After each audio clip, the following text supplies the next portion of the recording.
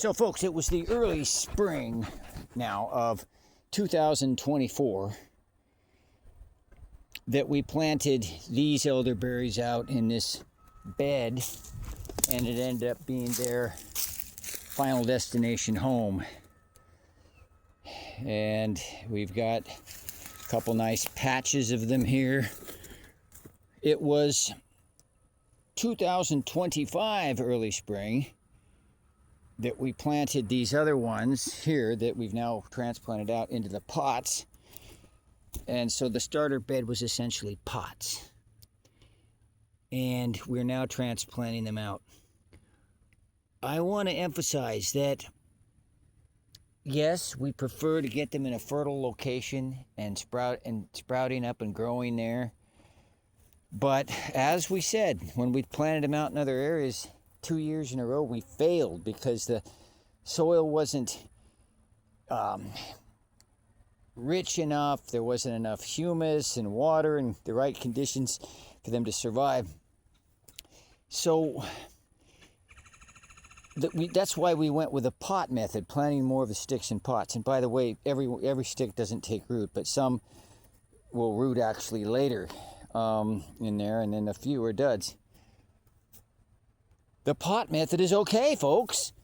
It's just that we've procrastinated quite a long time, all the way now into the late part of the winter of 2026 to plant these out. So it's been almost an entire year since those sticks went into those pots. So the pots are good. It's a nice environment. We put them under trees over there where there was filtered light, shade, and sprinkler system going out there, and it was a good environment for sprouting them. In retrospect, it would have been better to transplant these out just early in the autumn or later in the autumn, as soon as it's getting cool, as soon as the ground is getting cool, and then these roots will grow all through the winter. So now that it's getting towards the mid-February, it's the end of the first week in February, we could have had these things growing for the past month, 2 or 3 or more months, and establishing without this wind around and such. So pots is good. We're not saying that's a bad method. It's very hard to plant these out in your final destination and get them to survive in Northwest Florida. So there's the idea of a bed, like we're here, where we've got them established in there, and then transplanting them out, or planting them right there in a bed that's their final destination, or putting them in containers like these pots.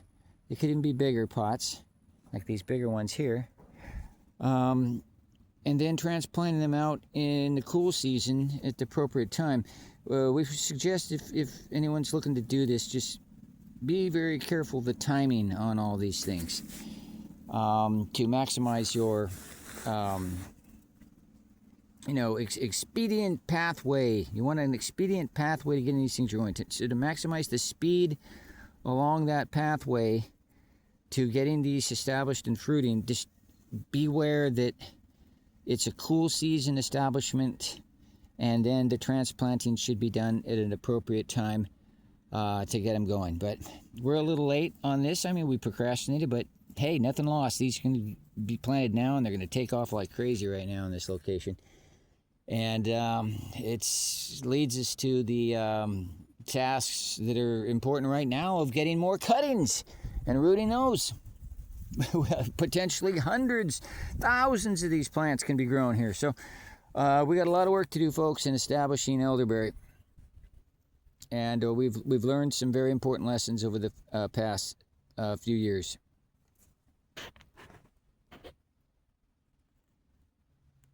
And the lessons continue. Give us a call anytime, folks. Comment anything on anything that we're posting about this, and engage us. Again, it's different in different parts of the world where you're growing elderberry, but we're right here in Northwest Florida. Especially like to hear from anyone else establishing the elderberry here or in similar climates or anything. All right, thanks, folks.